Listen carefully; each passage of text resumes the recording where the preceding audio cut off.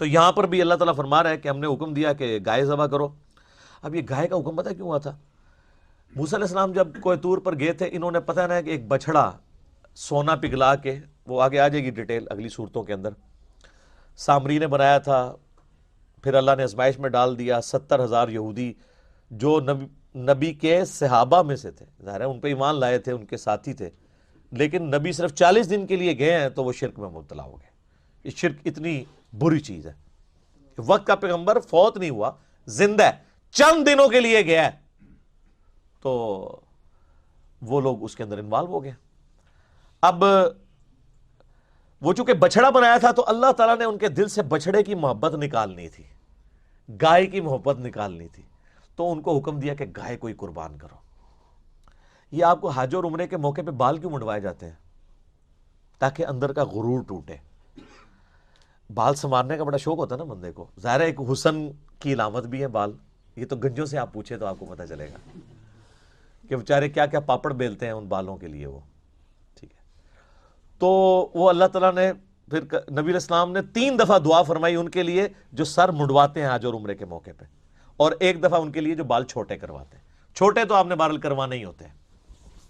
اچھا، اب یہاں پر ان کو گائے کی قربانی کا حکم ہوا تو آپ دیکھیں کہ پیغمبر کے ساتھ گفتگو کس طریقے سے یہ لوگ کر رہے ہیں.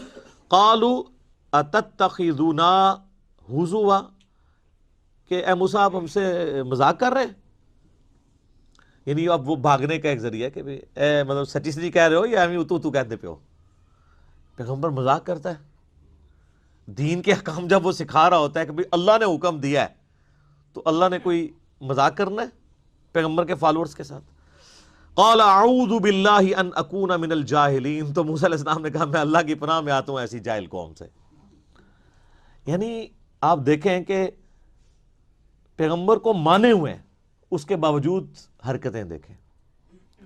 اب کئی لوگوں کے دماغ میں یہ، جن لوگوں کو وہ غلط پٹیاں پڑھا دی ہوئی ہیں نا کہ وہ صحابہ کرام تو معصوم ہوتے ہیں اور الصحابۃ کلہم عدول، وہ تو مطلب یہ ہے کہ حدیث روایت کرنے میں وہ عدول ہیں، باقی تو عام انسانوں کی طرح ہی ہوتے ہیں.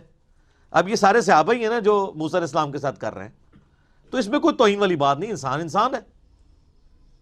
ہمارے نبی علیہ السلام کے صحابہ کے بارے میں قیامت تک کے لیے سورۃ الجمعہ کی آیات آ گئی ہیں قرآن کے اندر، اس کو آپ ضعیف بھی نہیں کر سکتے کہ نبی تمہیں خطبے میں اکیلا چھوڑ کے چلے گئے جب انہوں نے دنیا کا مال دیکھا. تو بخاری مسلم میں حدیث موجود ہے، وہ ایک قافلہ آیا تھا، وہ سب لوگ حضور تقریر کر رہے ہیں تو اٹھ کے چلے گئے سوائے چند لوگوں کے.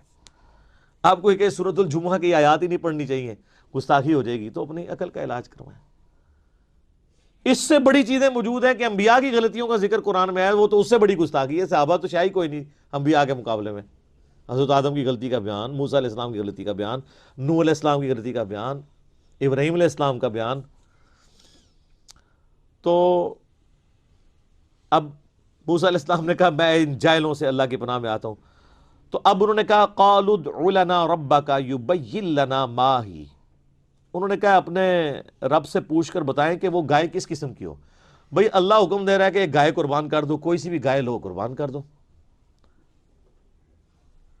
یہ اب بال کی کھال اتار رہے ہیں اور اپنے لیے پھر مشکل کھڑی کر لی. قال انہ یقول، تو انہوں نے فرمایا کہ اللہ تعالیٰ فرماتا ہے انہا بقرۃ لا فارض ولا بکر، کہ کوئی بھی ایک گائے ہو جو نہ زیادہ بوڑھی ہو نہ بالکل چھوٹی عمر کی ہو، درمیانی سی کوئی گائے لو، اس کو قربان کر دو. عوان بین ذالک، درمیانی عمر کی، ان دونوں کے درمیان، بوڑھی اور جوان کے درمیان. ففعلوا ما تؤمرون، جو حکم ہوا ہے اس کو پورا کرو. اس کے بعد تو اب کوئی گنجائش نہیں تھی نا کہ بھئی آپ کہا ہے کہ پورا کرو، اب کیوں اس کی بال کی کھال اتارتے ہو؟ اب وہ اس لیے اتار رہے تھے کہ ان کے دل میں بچڑے کی محبت تھی اور تحت الشعور میں بیٹھی ہوئی تھی، وہ نکل نہیں رہی تھی. وہ چاہتے تھے کہ کوئی اور ہی حکم نازل ہو جائے، یہ ٹال جائے. قالوا ادع لنا ربک یبین لنا ما لونھا، وہ کہنے لگے کہ آپ اپنے رب سے دعا کریں اور پوچھ کے بتائیں کہ اس کا رنگ کیسا ہو. ہائے صدقے.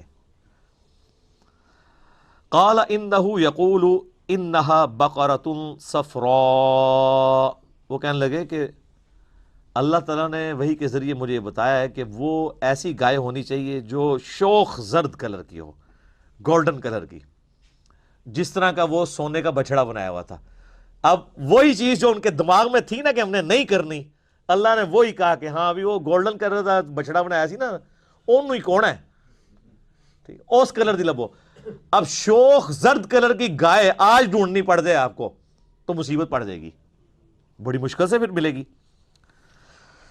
فاقع لونها تسر الناظرین، وہ ایسی اس کی رنگت ہو کہ دیکھنے والے کا دل خوش ہو جائے ایک بار دیکھ کے، آئے ہائے کیا گولڈن کلر کی گائے ہے، خوبصورت۔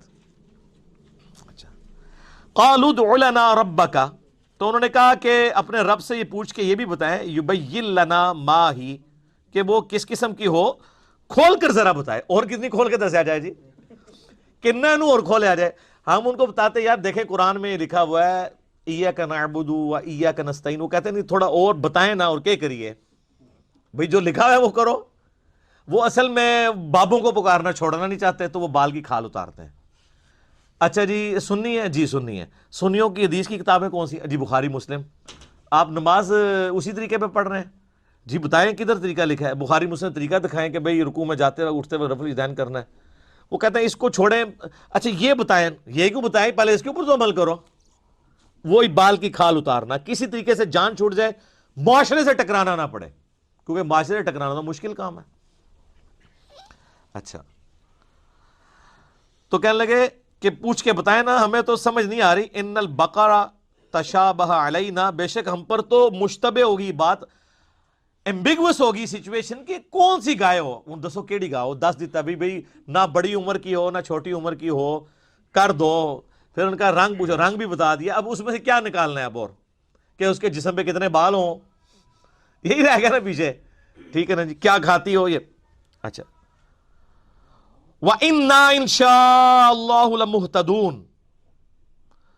اور بے شک اللہ نے چاہا تو ہم ضرور ایسی گائے تلاش کر لیں گے۔ اللہ سے ذرا پوچھ کے بتائے وہ ہو کس قسم کی۔ یہ ان سے ایک انجانے میں عقل مندی ہو گئی کہ انہوں نے انشاءاللہ بول دیا۔ اگر یہ انشاءاللہ نہ بولتے نا تو عذاب ہی آنا تھا، گائے نہیں تھی ان کو ملنی۔ یہ انشاءاللہ کی برکت ظاہر ہوئی تو انہوں نے کہا بتائیں۔ اب اللہ تعالیٰ نے پھر ایک اور شرط میں اضافہ کر دیا۔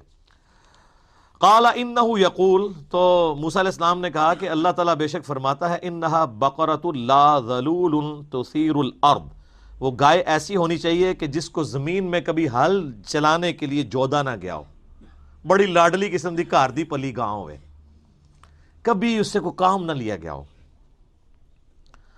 ولا تسقی الحرث، اور نہ پانی کھیتی کو دینے کے لیے کبھی وہ یوز ہوئی ہو۔ مسلمۃ لا شیۃ فیہا، اور بے عیب بے داغ ہو، کوئی زخم نہ ہو، کوئی جسم کے اوپر نشان ایسا نہیں ہونا چاہیے، کوئی سینگ نہ ٹوٹا ہوا ہو، کوئی آنکھ اس کی ہر عیب سے پاک ہو۔ اب ڈھونڈو، یہ تو پھر ہمیں تورات میں اسرائیلی روایتوں میں ملتا ہے کہ وہ پھر ذلیل ہو گئے ایسی گائے ڈھونڈنے کے لیے۔ آخر میں ایک بوڑھی عورت جو بڑی غریب عورت تھی، اس کی لاٹری نکلی، اس کے پاس وہ گائے ملی اور منہ مانگی قیمت دے کے انہوں نے وہ پھر گائے خریدی۔ یعنی اگر پہلے گائے انہوں نے آج کے اعتبار سے کوئی 2 لاکھ کی خریدنی تھی تو وہ شاید ان کو پھر 2 کروڑ روپے کی ملی، کیونکہ اب وہ تو اللہ کا حکم تھا، تو اللہ نے اس غریب عورت کی چاندی لگانی تھی تو وہ ہوگی، چاندی کا سونا ہو گیا۔ تو وہ پھر قال الآن جئت بالحق، انہوں نے کہا ہاں اب آپ نے ہمیں صحیح بات بتائی ہے، انہوں سمجھ آئی کیڑی گاں کرنی ہے، کیونکہ اب سوال بھی ختم ہو گئے تھے نا، جس طرح ہم بھی کرتے ہیں، ہاں جی دسو کیا مسئلہ ہے، کہتے ہیں یہ، میں آگے جواب دیتا ہوں، آگے کرتے کرتے بالکل جب بند گلی میں پہنچتے ہیں نا تو یا تو چیخیں مارتے ہیں، کہتے ہیں یار ٹھیک ہے جی بالکل ٹھیک ہے، نہ میں وابی نہ میں بابی، میں ہوں مسلم علمی کتابی، تو ہم وہاں تک پہنچا کے آتے ہیں۔ فذبحوها، پس انہوں نے اس کو ذبح کیا، وما کادوا یفعلون، حالانکہ وہ لگتے نہیں تھے کہ گائے قربان کریں گے۔ یہ اللہ تعالیٰ کہہ رہا ہے کہ کسی پاس نظر نہیں سی آندہ، انہوں نے ہر کوشش کی اللہ سے بھاگنے کی، بہرحال اللہ تعالیٰ نے ان کو ہر بات کا جواب دے کے الٹیمیٹلی جو انشاءاللہ انہوں نے کہا نا اس کی برکت ظاہر ہوئی۔ اگر انشاءاللہ نہ بولتے تو اللہ نے اپنے نام کی لاج رکھی کہ چلو انشاءاللہ بولا ہے تو پھر اللہ کی مرضی تو ہے تو ہو جائے۔